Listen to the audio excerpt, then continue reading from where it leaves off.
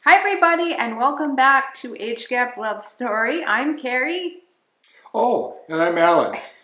We are a married couple with a 32-and-a-half-year age difference, and we are hosts of this YouTube channel and podcast, which is all about offering information, support, and community to help make your age gap relationship successful. So we are sorry we missed hosting last week, and I think we will probably be in a every other week kind of posting schedule. I am mostly busy with other things, and so I'm not busy at all. I'm just taking up space. but it is hard to post every week, so we're going to shoot for every other week, and we'll see how that goes. If you miss us, let us know. If you want us to post every week, every day, hourly, just give us a notice. Let us know. Ideally, we would post every week, but I have definitely been really busy with my food blog.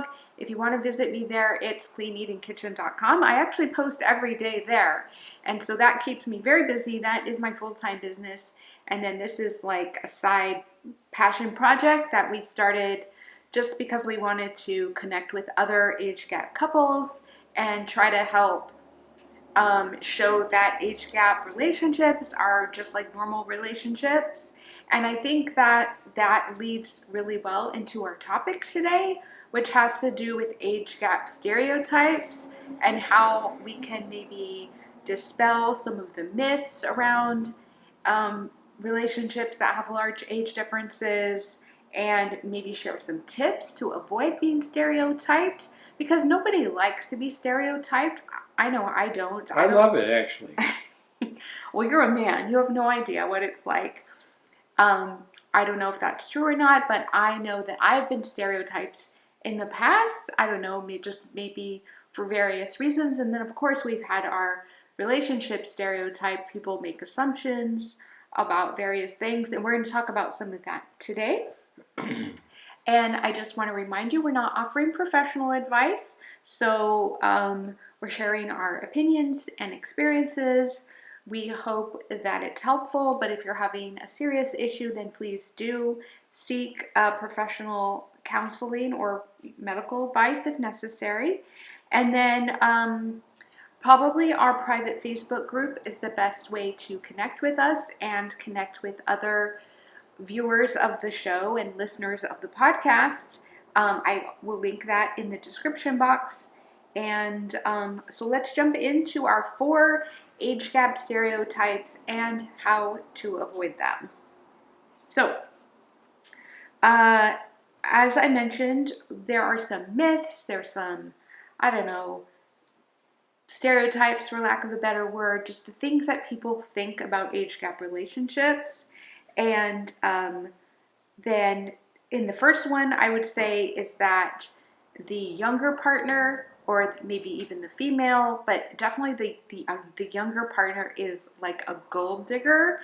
If you're not familiar with that term, if you're from another country where maybe that term isn't used, it refers, it's like a slang term for somebody who's looking for money. And I'm assuming that it came from the Wild West period of American history, which is when people found gold in the western part of our country, like California and Nevada. And so people just raced out to those areas to try to find their fortune in digging for gold. And that's where the term came from. But of course, when it comes to age gap relationships, as I mentioned, it's usually referring to the younger partner, assuming that she or he is with the older partner because the older person has more money and we'd be giving it to the younger partner. Do you want to say anything real quickly about that? Real quickly or really slowly? Yes, I think that's a common assumption. And just a sort of an angle on that, I don't think there's anything wrong with, as we have discussed in previous episodes, if the weaker financial of the couple looks as part of the criteria to the stronger financial of the couple for a degree of security. I think I made it very clear that one of the criteria you should look for when you're going to make a commitment to another person is that that person is not going to drag you down financially. So if the older the person has more assets and is more financially secure, I don't think that's a bad thing. I think that's a good thing, and I think that should be part of the criteria in assessing whether it's a good relationship for you. Now, that's not to say that that should be the only criteria. You should not just hook up with somebody because they have money, depending upon your outlook in life.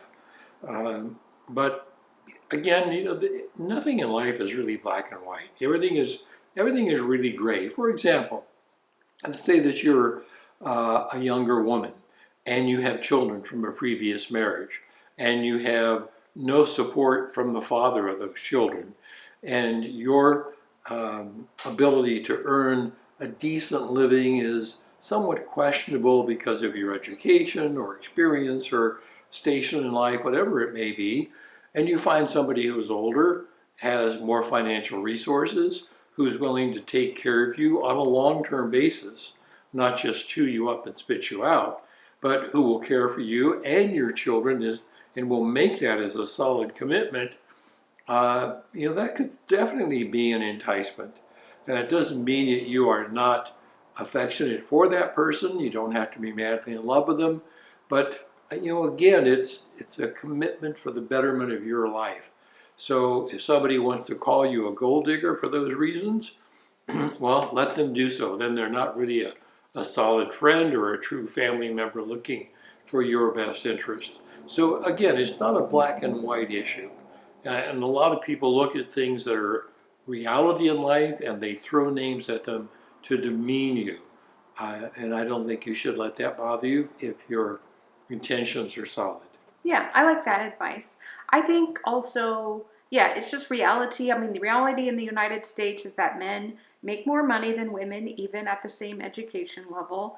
So no matter if you're dating somebody, say you're a woman and you're dating a man, no matter if he's your age, he's younger than you or older than you, just based on the statistics, it's likely that he's going to make more money than you. That's just the way it is.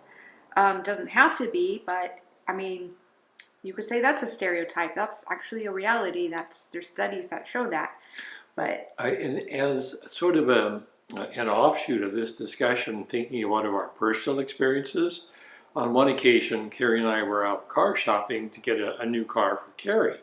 And the gentleman who, I don't know if I should call him a gentleman, but the car salesman, when we were out on our test drive, he was sitting in the front seat with Carrie and I was sitting in the back seat. And while we were driving along, he asked Carrie if she liked the car. And she said yes, but she said, "This is more than I want to spend."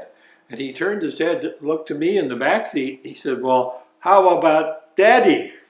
I think that was one of the first times I thought I saw Carrie close to a lethal attack on another human being. She wanted to rip this guy's lungs out.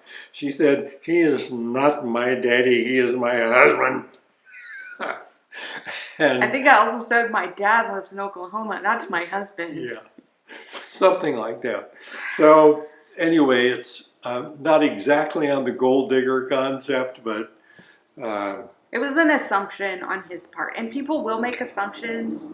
But I mean, I guess for me, as like an independent woman who has my own business, I really get offended by that stereotype. really, Yeah, really well, I offended. do. And so so again, we don't want to judge your relationship. If you're the younger partner and you're getting financial support from your older partner, we're not making a judgment. But from my perspective, is I really dislike that stereotype. I mean, when Alan and I met, it, he was in a very tenuous financial position. I was certainly not in a solid financial position. But we did not get together because of money. And so I find that very frustrating, especially now that I've worked so hard in my career. For anybody to assume that is they're simply wrong. So I just thought of a few ideas to how, if you're in my situation and you are independent and you don't want to be stereotyped that way, then there are some things that you can do. And so what I thought is, well, here's a good example. So when Alan and I met, I was thinking about going to graduate school. And so I did end up getting into graduate school. And rather than have me take out, I got some scholarship. I got an academic scholarship for half the tuition. So this was a very expensive private school. So Alan, rather than having me take out a loan, a student loan for the other half, Alan, because we were engaged by that point, Alan said, I'll help you with the tuition, but we signed an agreement that if, like, say we didn't, I think if, when we got married, we got rid of the agreement, but if I agreed to pay him back because I was going to business school, the likelihood of me getting a good job after graduation was very high, and so I would have been able to pay him back. So that's just an example. I didn't just accept money from him without an agreement. I mean, we actually signed an agreement. I think your attorney suggested it. Do you remember? No. You don't remember? That's funny. Another thing that you can do is to set limits on the amount of gifts, on the value of gifts that you give to each other. So this is more like when you're dating.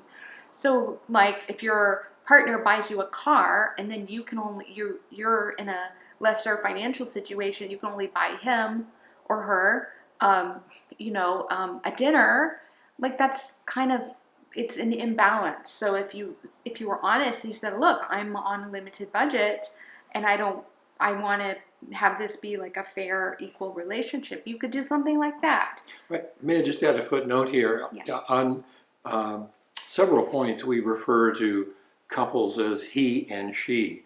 However, we do not in any way want to preclude those of our followers who may be in gay relationships. So if it's he and he, or she and she, or whatever the relationship is, that's fine. We don't mean to be gender specific or in any way demean or dismiss other relationships. So I just want to make that clear. Yeah. I mean, our feeling is live and let live. As long as you're a good person, hey, whatever works for you is fine. Okay. And so getting back to this is our first stereotype, and for me it's the most kind of like the one that bugs me the most. So we're spending more time on it. But the second kind of part of this gold digger stereotype is also, I think, the idea of like the woman is using her sexuality to get the man, the older man, or the older woman, or whatever, the younger man and older man. And so I just think that's kind of another stereotype, and it kind of feeds into this gold digger stereotype. And so I really dislike seeing women use their sexuality as like that's their only attribute, just because I really think that women are, they're equal to men. Women have so many other values other than how they look and their sexuality. So this is just kind of like a hot button for me. I really see myself as like, I really want to be a good role model to younger women and say and show younger women that you're much more than your appearance. And so, so if you're like spending all your time on your appearance and you're taking away time from your career and building your skills, then I really think you need to reevaluate. I just want to say that. And so I think if we try to teach the younger generation of women this lesson, then these stereotypes will not be as strong going forward. Yes, and I just want to emphasize that I tried very hard not to use my intense sexual appeal in attracting Carrie. And that goes right into our second stereotype, which is the Playboy stereotype. The Playboy. Oh.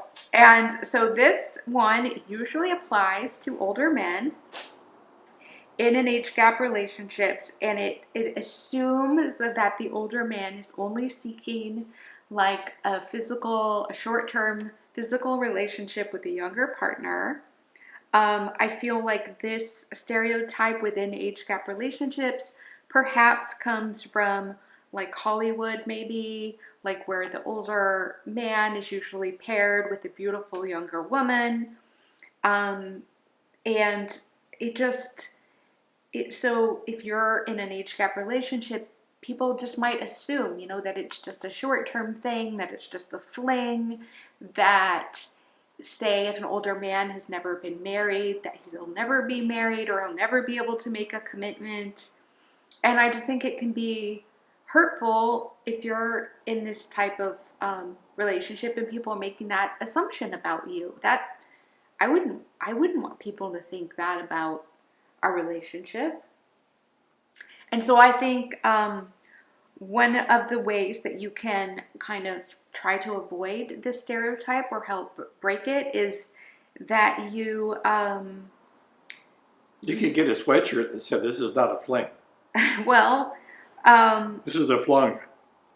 I mean, again, like we don't want to put our values on other people, but if you don't like this stereotype, then the way to prevent it is to make long-term commitments and to work on monogamy. And I mean, we're just, again, this is kind of like getting into that gray area of making a judgment, and we're not really making a judgment because you're free to do whatever you want. But if you don't like having this stereotype, then this is how you would work against it, is to be in a long-term relationship. Yes, I think a critical part of the analysis that you make when you are beginning what may be a relationship is to determine whether that other person is emotionally looking for a long-term relationship or are they just looking for the physical aspect or the short-term aspect. And I think that's something that is really important, and a lot of people overlook it. The physical appeal of somebody can overshadow sort of your rational approach to a situation. I can remember when I was newly separated and trying to get back into the exposure to dating and thinking about relationships and whatever. I think I mentioned in an earlier episode I'd taken a yoga class is one way to meet other people and ladies. And one lady in the class that I was next to, and we used to chat a little bit before and after class, and I asked her out. And she really, I think she was younger, but not terribly younger. I mean, not a big spread. But anyway, we were chatting as I was asking her out. She said, "Oh, you're looking for a relationship." And I said, "Yeah, I think so." And she said, "I'm not." And that was the end of that. I mean, I appreciated her being very blunt. I mean, she knew what she wanted, and she did not want a relationship. I don't know why, but that was great because it saved both of us a lot of wasted time and effort and emotional capital, so to speak. So that's definitely something you should think about. Just make sure the other party is looking for a relationship if you are, and if you're not, well, maybe you should make that clear. Yeah, and I think too, if you are, like an older man and you've never been married and you're kind of like, you're ready to settle down, then it probably will take some introspection and whatever to kind of figure out why you've never been able to settle down, maybe if you have commitment issues or things like that, and that's something that a therapist can help you work through. Okay, so number 3, stereotype. These are really offensive, which is one reason we're talking about it, is just because it's an issue that we have to deal with when we're in age gap relationships, and it's frustrating, but These are just kind of things we have to deal with. So this one is so annoying, and it's the daddy issue situation, and it assumes that a younger partner is in a relationship with an older partner because he or she has quote unquote daddy issues. I don't know why. For some reason, that term, it just really, really bugs me. I think, for one, it bugs me because I felt like I had a really nice, good relationship with my dad. I mean, it wasn't perfect. He wasn't perfect. He definitely had his own mental health issues and things like that. But we had similar personalities. And so my dad and I, he died a few years ago, but we related really well. And so to have some like that kind of stereotype put on me, I guess, I'm just like, if somebody thinks that, I just feel like you have no idea what you're talking about. By the way, when somebody has no idea what they're talking about, that doesn't stop them from talking. I've learned that in life. Yeah, and I think also it speaks to the idea that people can think what they want about you, but it doesn't mean that they're true, or what they're thinking is true. And I've learned that like fairly recently. It's for me, it's been like some of my health, I don't know what you want to call it, personal development is like setting boundaries with other people. And one of those is actually recognizing like what other people think about you, what other people say about you doesn't mean that it's true. Like I just said, and that is setting a boundary where I'm saying, well, whatever you think is fine, but that doesn't mean that I have to believe it about myself. So anyways, and I think another reason why this issue irks me, or in some ways just kind of makes me roll my eyes, is because like we see people on TV, like say on these reality shows. We watch like on HGTV, the House and Garden channel. They have some like the things where they shows where they show couples, and occasionally they'll have these couples that they look like brother and sister just because they're, I don't know, they're the same ethnicity and they have the same coloring. But I mean, are people going up to them and saying like, wow, you must have like brother issues because you married somebody just like your brother? Like I never hear that, but yet somebody would say you have a daddy issue because you married somebody older than you, or you're with somebody older than you. Anyways, so I think one of the ways to fight against this stereotype, well, number one is like the personal boundary thing that I mentioned. Another one would be to honestly like not expect your older partner to be your savior or your parent. And that's kind of like a simple way to look at it. I mean, you can certainly look to your partner for advice, and you should, but they're not meant to parent you. Yes. In fact, frequently, Carrie reminds me she does not want unsolicited advice. If I want your advice, I'll ask for it. It's something I hear on a regular basis. And I have to remember that. I think your daughters would say that too. I have no doubt, and they have, yes. Yeah. Okay, and then we have one more age gap stereotype, and I would love if we missed any that you experienced. Please leave us a comment. Maybe we can do a follow-up episode, or I would just be curious what your experience is as well. So the last one would be I would say, I'm not really sure how to describe it, but it's assuming that the older partner has control issues, and that's why they're seeking a younger partner so they can control that person. So this would be more of a stereotype against you. Do you find that to be offensive?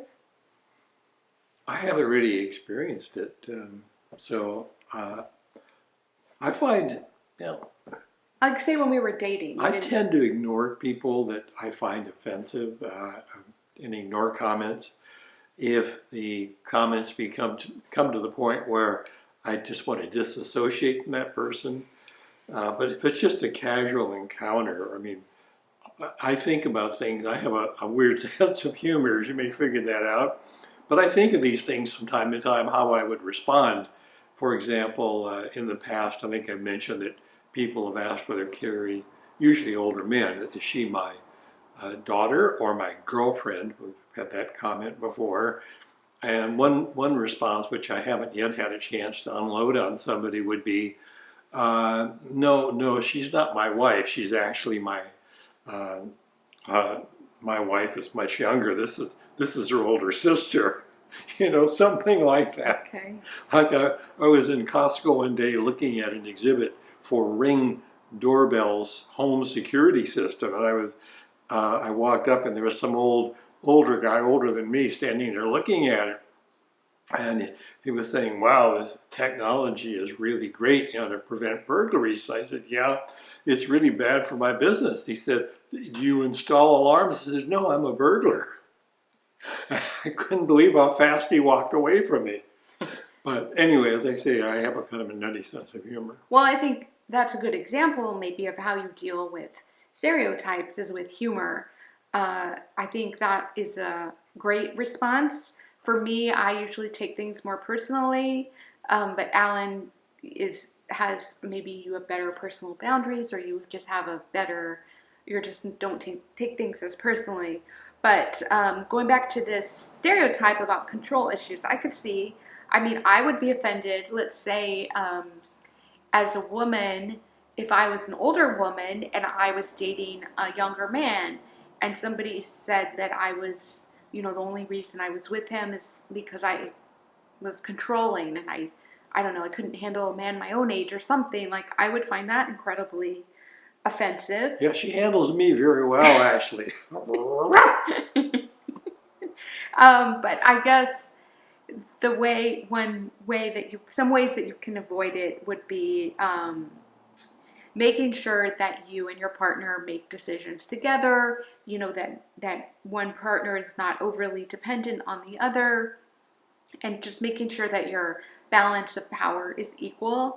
And that can help kind of like dispel this myth that the older partner is I don't know, the decision maker or the controller or whatever. And if I may interject, again, this is one of those elements, again, an ounce of prevention is worth a pound of cure. If, as you begin to consider a relationship with somebody else, if they are overly controlling, that is definitely a red flag. That is not going to get better, that's going to get worse. Okay. So, this is going to be maybe one of our shorter episodes, but that's fine because Alan just had his second vaccine yesterday, or Monday, yes, 2 days ago. Kind of a unique situation. We couldn't get the second vaccination for me, so we checked with our doctor, who is an alternative medicine doctor, and he said that he was using a medication for the second injection. It was actually very similar to that veterinarians use for rabies. He said it was very effective against the virus and had very few side effects. So anyway. Okay, but no, I had the second Pfizer vaccine a couple of days ago, and so far I really haven't had any reactions. I've lost all the feeling in my right leg, but other than that, no, I'm fine so far. But maybe a little bit not as energetic, although I'm not so sure about that. Maybe a little delirious. So more than usual? Yeah, more than usual. So I think what we'll conclude this episode and just say that stereotypes can be hurtful. They make unfair assumptions about people and relationships. And so we hope that by kind of putting these 4 common stereotypes about age gap relationships out there, maybe some tips that you can help avoid them. And one of our big goals with this whole project, Age Gap Love Story, is to normalize age gap relationships. And so they're not seen as weird or different or unusual. They're just another type of relationship like any other relationship between consenting adults. And so it's kind of like our duty, I guess, as age gap couples living in this time period to, fight against these things and make it easier for the next generation. And Well, the bottom line is we want you, to the extent possible, to benefit from our experiences. I mean, that's the whole concept of learning, is you learn from other people's experiences, from the teachings of people that have gone through things or who know things that you don't know. And that's not to say that we're experts on this aspect of life, but we've been there, we are there. So to the extent that we can help you prepare for some of these things through our experience, that is our goal. yeah, and I mean, I think in 2021, age gap relationships are still stigmatized and thought of as different or unusual. I would love to see going forward, 10 years from now, that it's just another, that, we can hold hands in public, and not be stared at, and not have people whisper or things like that. And that is my hope for the future. Well, my feeling is that that's probably not going to change. I disagree. If ever. I totally But the bottom disagree. line is, I really don't care if people stare, if we hold hands or kiss or show affection in public. If they don't like it, that's their problem, not ours. Well, my dream is that it will be seen as more normal. And I think we are helping normalize that by our podcast and by everyone who's joined our community. We really thank you. We are loving getting to know you. And thank you for being here today. Yeah, we really like your comments. And to the extent that you can share experiences, then we can use those as part of our exposure for others to learn from your experiences. That's super. And of course, we never comment on the source or the individuals that provide us with comments. So please don't be concerned about any breach of confidence. We are very cautious about that. So all the best to you. We hope all of you are well and doing better every day and safe from the virus and moving forward, upward and onward, and try to take a positive outlook in life. Yeah, and hopefully we will see you in 2 weeks. Bye.